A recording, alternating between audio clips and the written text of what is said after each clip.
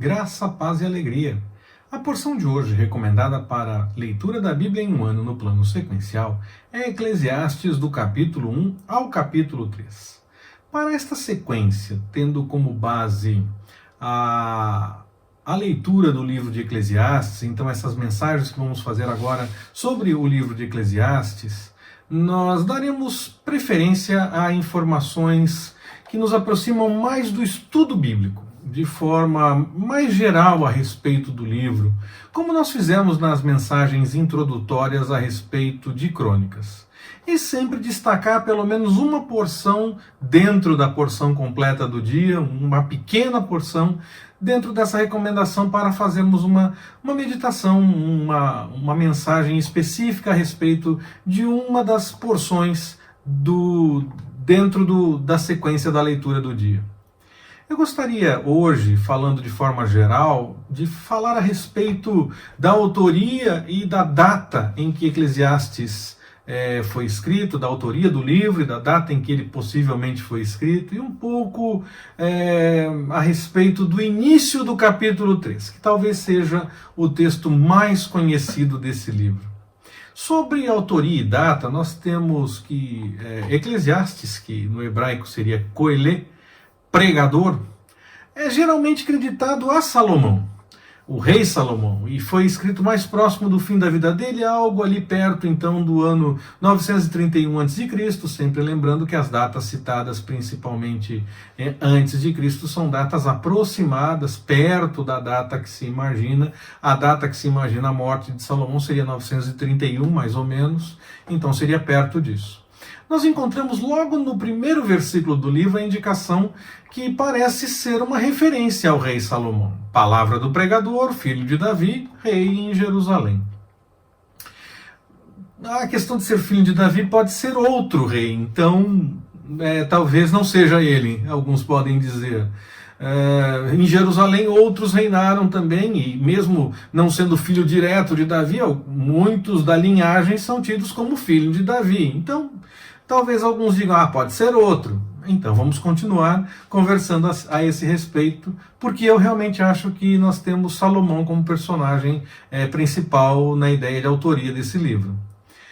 Alguns estudiosos definem que o livro teria sido escrito posteriormente, bem depois até mesmo de Salomão, por conta de alguns indícios internos do livro. Mas eu acredito que esse livro foi escrito quase que na sua totalidade por Salomão mesmo. Se não o livro escrito em si, pelo menos as ideias, os provérbios, as coisas que Salomão teria dito e que deram inspiração para esse livro, para que um editor, anos depois, tendo acesso ao ensino e às ideias de Salomão, tenha colocado ali em ordem o texto, claro, e aí colocou algumas coisas do seu tempo, dele próprio, porque cada um fala e escreve de forma diferente, e aí sim nós temos alguém que teria terminado de fato o livro alguns anos, ou muitos anos, depois do rei Salomão. Então uma possibilidade bem aceita é que provérbios de Salomão que não chegaram para nós, não estou falando do livro de provérbios, mas de provérbios mesmo de Salomão que não chegaram até nós, serviram de inspiração para alguém escrever esse texto, ainda que em outro momento.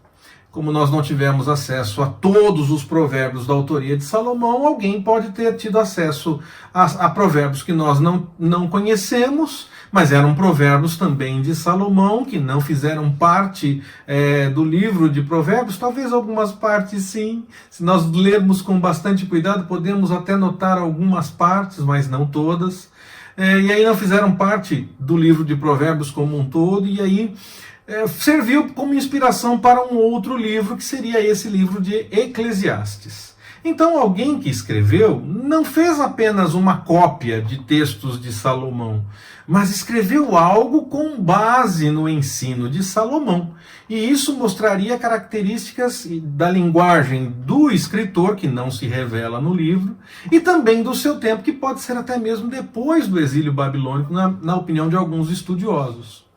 Mas eu fico realmente com Salomão como o autor, já que o autor mesmo, o editor, ele não aparece no livro, porque a ideia original dos provérbios seria de Salomão, e ele seria o personagem conhecido que deu inspiração para que o livro acabasse tomando forma, talvez pela mão de outra pessoa, sim, em um outro momento, mas com as ideias de Salomão. E esse autor não se revela, e na verdade revela quem seria a fonte da inspiração como autor. E eu entendo que Eclesiastes revela, sim, Salomão como o seu autor. Ainda que seja dessa forma, tendo sido outra pessoa que não se revelou, usando textos que seriam de Salomão para formar o texto de Eclesiastes. Eu vejo algumas pistas. Por exemplo, em Eclesiastes 1:1 fala que seria um descendente de Davi. Salomão era descendente de Davi, mas aí, como eu falei lá no começo, temos várias possibilidades. Ele alega ter sido rei sobre Israel em Jerusalém. Eclesiastes 1:12. Logo depois de Salomão veio Roboão. E já durante o reinado de Roboão houve a divisão do reino. O reino foi dividido. E os reis que reinaram em Jerusalém eram reis em Judá. Os reis que reinaram em Israel eram os reis do outro reino, que acabaram depois fixando a capital em Samaria. Então, se esse rei foi rei em Israel, desde Jerusalém, sendo rei em Jerusalém, nós temos Saul, Davi, Salomão e Roboão no comecinho, bem no comecinho. Então, as opções estão entre esses. E eu fico com Salomão nesse caso. Se revela também como muito sábio. Eclesiastes 1:16 diz isso, e quem é conhecido por sua sabedoria, Salomão. Era rico, seria rico e poderoso. Eclesiastes 2:1-11 nos revela isso. Acredito que todas essas características apontem para Salomão, por isso eu entendo que, no mínimo, alguém usou textos de Salomão para ter esse texto final de Eclesiastes da forma como nós conhecemos. Então eu realmente acredito que dessas opções que eu apresentei, a tese de que provérbios de Salomão que não tivemos acesso serviram sim para que alguém escrevesse o livro, mas com base nesse ensinamento de Salomão, que é quem aparece destacado no texto por conta de ser o responsável realmente pela ideia. Porque quem teve o momento para escrever realmente o texto, o fez com base em ideias e textos de Salomão. Um esboço talvez estivesse pronto, boa parte dos textos estivesse já elaborada, e um editor, claro, deu a redação final acrescentando as suas características de linguagem e de seu tempo. Como eu comentei antes, vamos falar um pouco ainda sobre Eclesiastes 3, capítulo 3, dos versículos de 1-8, que deve realmente ser o texto mais conhecido dessa porção que nós lemos hoje para a leitura da Bíblia em um ano, nesse nosso desafio. Tudo tem a sua hora certa, mas sempre esperamos a hora do que mais nos agrada, não é mesmo? Só que nem sempre é assim. Há tempo para todas as coisas realmente, mas quando nós pensamos nisso, é preciso entender que há situações que de fato não nos agradam, e para essas também há tempo. Nos nossos dias, por exemplo, pensando na pandemia que começou em 2020, o texto tempo de abraçar e tempo de deixar de abraçar fala muito conosco, não é verdade? Nós poderíamos pensar em tempo de cuidar da economia e tempo de cuidar da saúde, tempo de ficar em casa, tempo de sair de casa e tantas outras adaptações por conta desse tempo que nós estamos vivendo nos nossos dias. E eu citei a pandemia iniciada em 2020, porque pode ser que essa mensagem permaneça na internet por muito tempo, e aí servirá como forma de saber em que tempo nós estamos, enquanto estou elaborando e fazendo essa mensagem realmente. E aí as pessoas que assistirem ou ouvirem em outro momento, quer no YouTube ou em podcast, essas pessoas poderão fazer a adaptação para o seu tempo, para o momento em que estiverem vivendo. Afinal de contas, sempre podemos adaptar as coisas que estejam acontecendo em qualquer momento. Sempre há tempo para todas as coisas, e há tempo para uma coisa e há tempo para outra coisa. Sempre haverá tempo para todas as coisas. O crescimento espiritual, emocional, como ser sociável que somos como seres humanos, enfim, o nosso crescimento enquanto pessoa realmente passa pelo entendimento de cada momento que nós vivemos, discernindo as situações importantes e necessárias para ajustar as coisas da vida. Momentos agradáveis são muito mais facilmente entendidos e aceitos. Só que nós vivemos os outros momentos também que não são tão agradáveis. Jesus mesmo disse que no mundo nós temos aflições.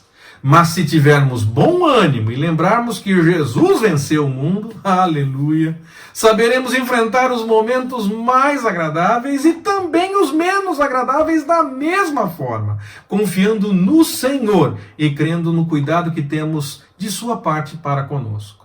É claro que eu não vou dizer que nós devemos gostar dos momentos menos agradáveis, não tem como fazer isso. Mas nós não podemos perder de vista que eles também se apresentam. Não podemos confiar no Senhor apenas para ter momentos agradáveis. Nós confiamos em todo o tempo.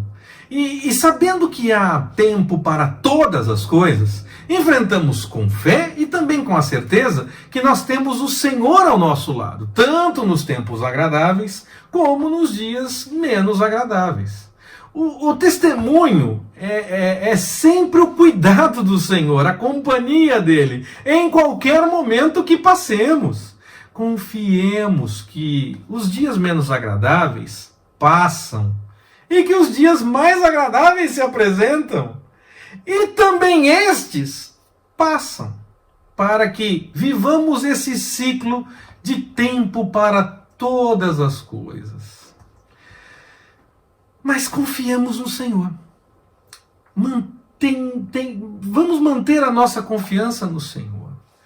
Ele está conosco em todo o tempo, em qualquer situação, em qualquer momento. E assim, mantendo esse pensamento e essa confiança, busquemos o bom ânimo para enfrentar os momentos que não gostamos, da mesma forma que nós enfrentamos os dias mais agradáveis, confiando no cuidado do Senhor.